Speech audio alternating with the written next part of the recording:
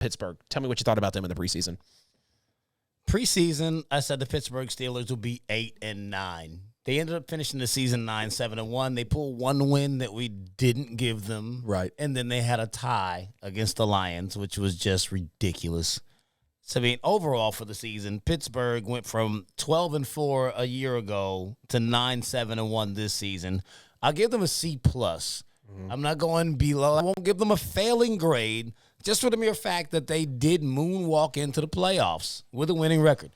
You can't give them a failing record if they actually made the wild card. Right. Granted, they did get smacked by 21 points to Kansas City. They swept the Ravens and the Browns, and they ended up somehow beating Buffalo and Tennessee. So, I mean, they won a lot of games that we did not give them credit for winning. Granted, they did lose a bunch of games that we thought that they should have won. So, I mean, overall for the season, I'm giving them the C+ just for at least staying the course. They somehow made the playoffs in a season where we felt like they would be mediocre and be on the outside looking in, especially coming out now without Big Ben.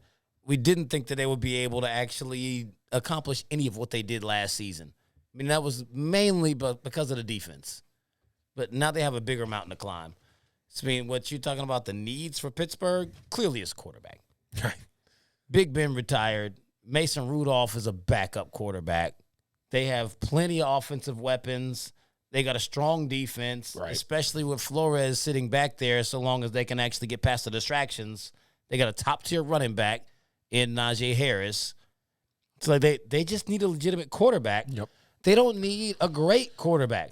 They need a legitimate quarterback. They were able to pull in. I mean, I know there's a lot of speculation of Jimmy G possibly getting traded to Tampa, but if Jimmy was to go to Pittsburgh, plenty of weapons, good defense, he probably should be at the top of their board outside of them being worried about injuries, but I've also heard them talking about Carson Wentz. He's hurt more than Jimmy, and he's not accomplished as much as Jimmy. So, I mean, they're looking at all kinds of injury-ridden quarterbacks. You might as well pick up that phone and call San Francisco. Oh, yeah, absolutely. And there's even been speculation as well. I heard a couple weeks back from shout out to Pim McCann. He was talking about Matt Ryan potentially going to the Steelers, and I was like, man, that would no money for that. Right. No money for that, absolutely, definitely because of the contract that's on his back. But just thinking about the general fit of a Ben to a Ryan, obviously, you know, you have the fall off of the arm there, but that could be a whole nother conversation. Speaking to Pittsburgh, I had a little bit of remarks about them in the preseason. So I did, fortunately, correctly call that TJ Watt will get Defensive Player of the Year votes. He obviously did win that award for this year. Of course, the defense will be one of the best in the league. That did happen to play out. And then I also did say that the offense will also struggle majorly with Big Ben at the helm, which 9 wins, you obviously can't doubt that. They did moonwalk into the playoffs, like you mentioned. But Pittsburgh was never a team that you were absolutely blown away by on the field, you know, offensively anyways.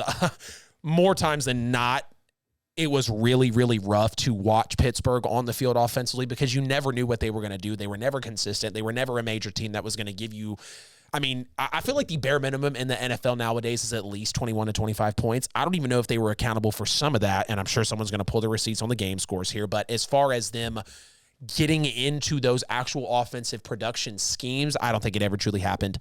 In the NFL season, I did call the 8-9 record. They did go 9-7-1, so we were kind of similar there.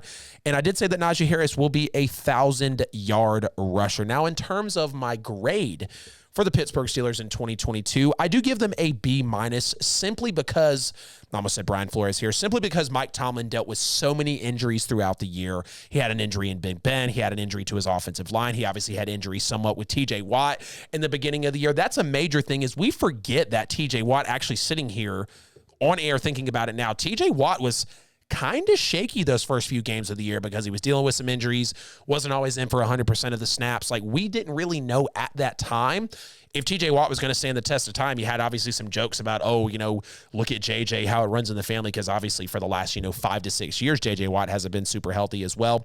I do have to stick them with a B- though, because they went through so many injuries, still made the playoffs. Yes, they obviously got blown out by the Chiefs, but I have a lot of respect for Mike Tomlin, and I think what he did was very, very tough for this NFL season, kind of like, why Vrabel got Coach of the Year.